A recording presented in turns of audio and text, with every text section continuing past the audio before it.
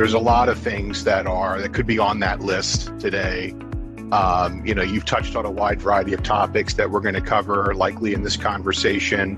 A lot of different trends that are happening today as it relates to cybersecurity that kind of spiders out and really kind of has dotted lines to this topic.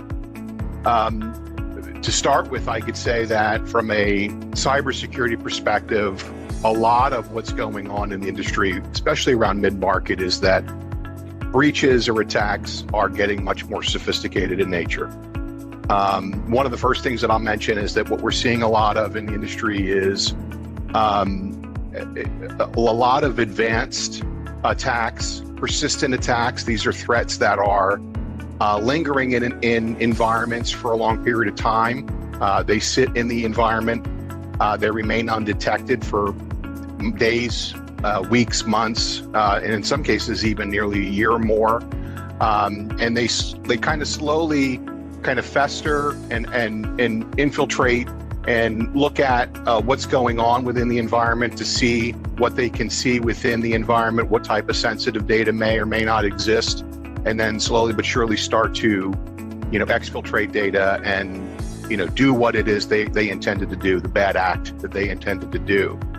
And a lot of times, in the mid-market, sometimes those organizations just kind of lack, the tools to look at and monitor those attack surfaces. They don't have the ability to monitor. If they have the tools, they don't have the ability, the staff or the resources to monitor those tools. So that's an area where we're seeing a lot of growth in the mid-market in terms of those bad actors taking advantage of that. Another area is supply chain infiltration. So if you think about, you as a mid-market organization, think about all the suppliers that are providing you with information, and the integration and the data that's flowing between you as an organization and your supply chain partners.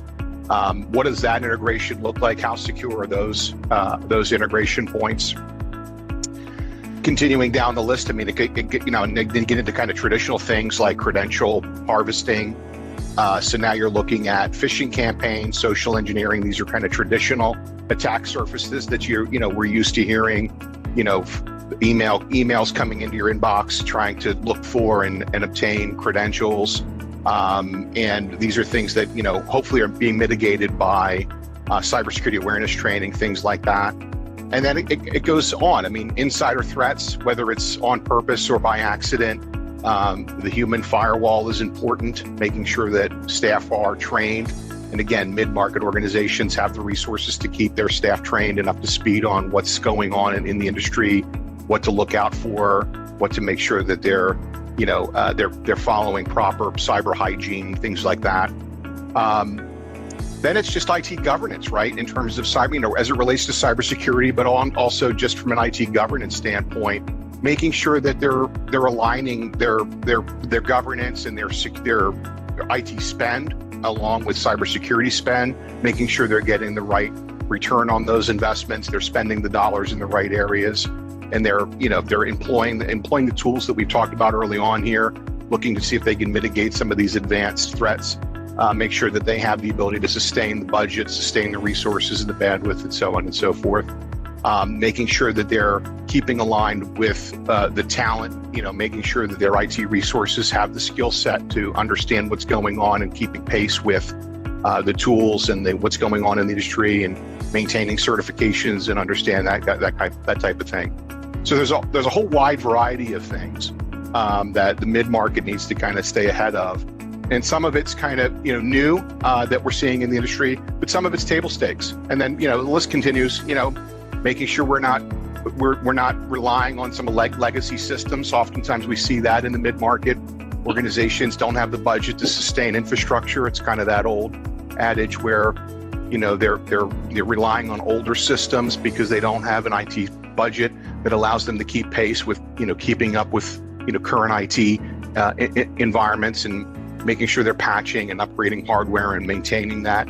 So they start to fall behind, and that now becomes an area of risk.